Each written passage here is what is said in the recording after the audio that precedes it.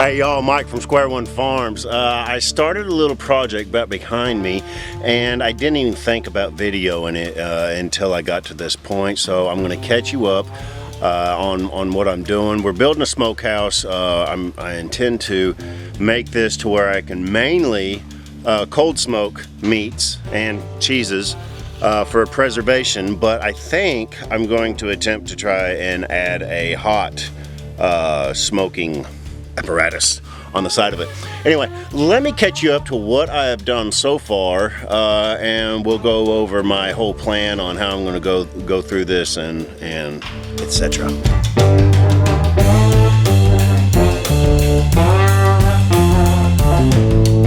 Alright, so what you see here is I have, well, you can't see it from this angle, I have a backhoe attachment for my tractor, and that has helped immensely. So I felt a little bad that I hadn't shown you this process, but I mean, it's just digging a hole. So right here is where the smokehouse is going to be. All right, I've dug down just a little bit. I'm going to put some gravel, concrete on top of it. Down this trench here, where the barrel is, there will be 10 foot of 6-inch stovepipe.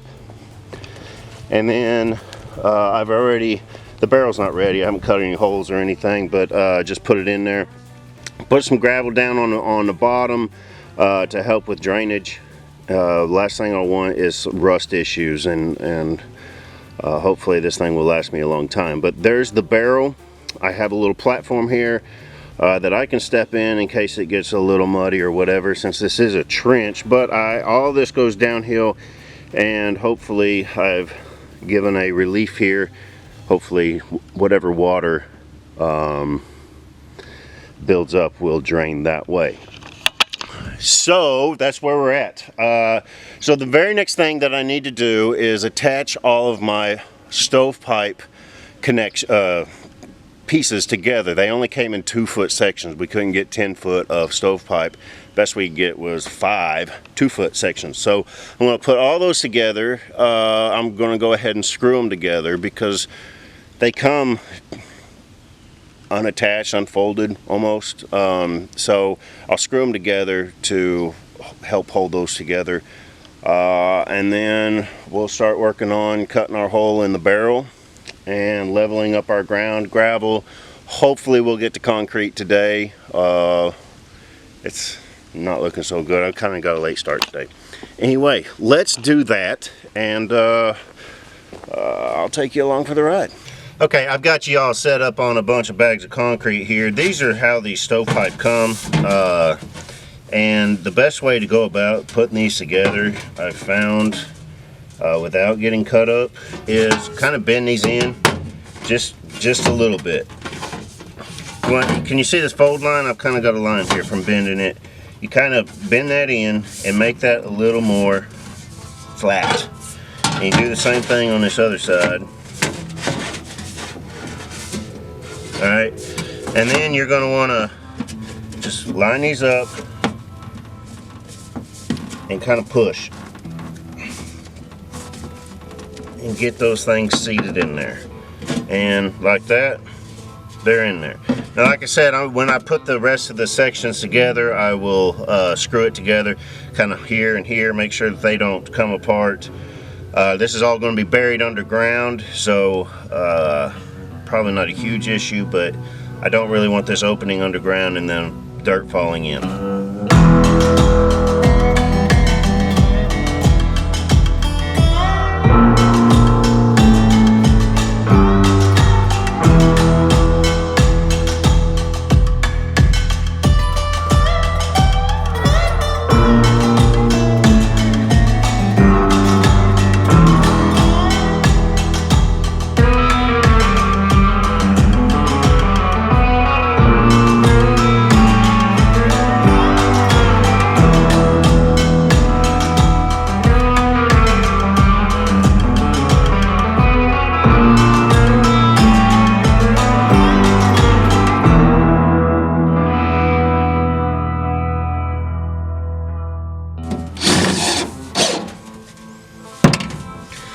Alright, that is it. Now I'll get a 90 I'll put the 90 on. It's an adjustable 90, look. Alright, I'll get this adjustable 90. You can adjust this to whatever angle you need. And I will put that on and screw it once I have it on the ground and know exactly where I want it. Okay, so I brought this big behemoth over here to show you.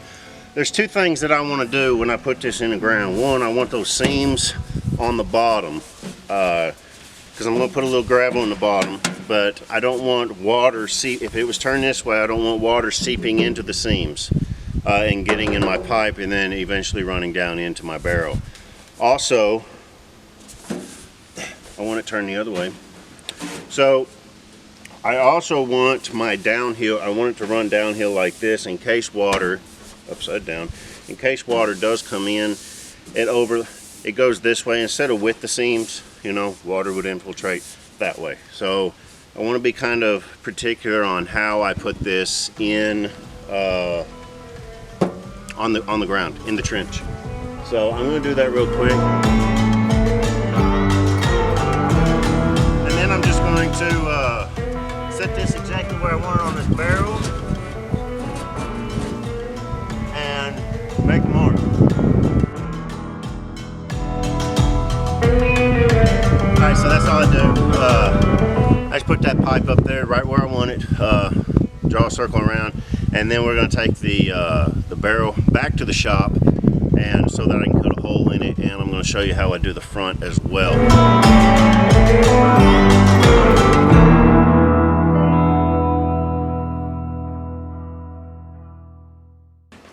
Alright, I'm set up in the shop now. I've got the barrel sitting right in front of me. I went ahead and used a soapstone to draw it out a little better so that you can see it. This is going to get a little loud, a little protection here.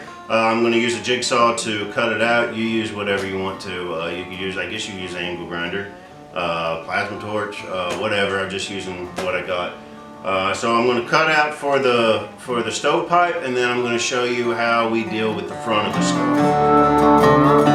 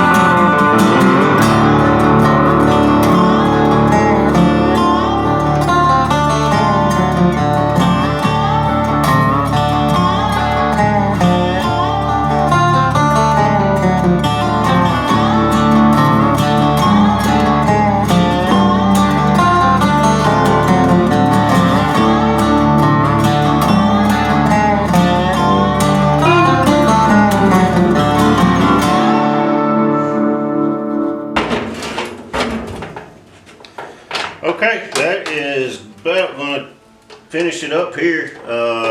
These are all held on by screws. I've got a couple left to tighten up, and then we're going to move on to the next step. Take this outside, start attaching pipe, and start dealing with the outside stuff again.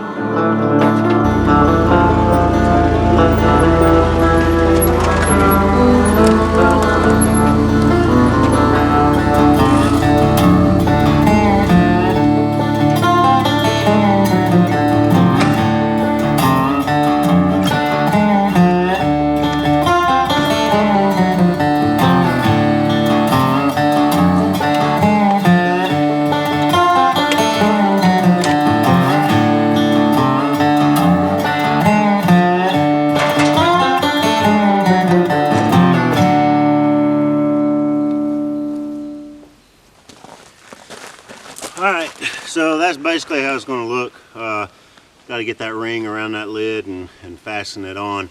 So now I'm going to attach that pipe. I'm going to level everything out underneath the pipe and start working my way that way.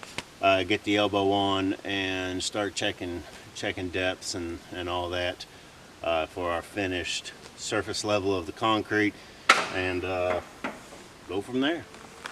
A few key things I want to go over that I think are important that I may or may not have covered earlier.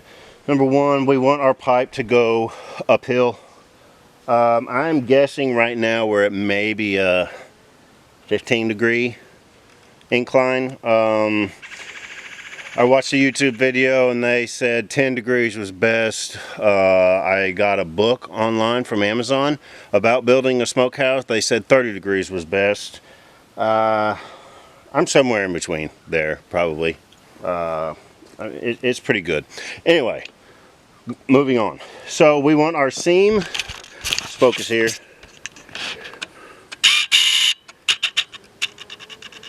Okay, on our pipe, we want our seam on the bottom of the pipe, and we want our pipe to overlap where the overlap is on top. Going downhill, water would flow and not get inside the pipe. Okay. Also down here in our barrel, I've got my barrel kind of sitting off the ground right now. Man, it is bright out here. What we don't want is for our barrel to be slanted with the front up. That's going to inhibit your smoke from going out the back, and also if there is ever any water to get in there, it'll make the water go to the back corner, and you don't want that. If there's any ever water get in there, I don't know what I just said there. If there's water get in there, you want it to come to the front, especially if you have a lid. You can just take that lid off, keep it drained. Anyway, so you can go level or have the back up just a little bit, and that'll help everything out a lot more. So moving on, so now I've got all these gaps under this pipe, and I want to support it well. I'm going to get a little dirt under there, but mainly I'm going to get gravel.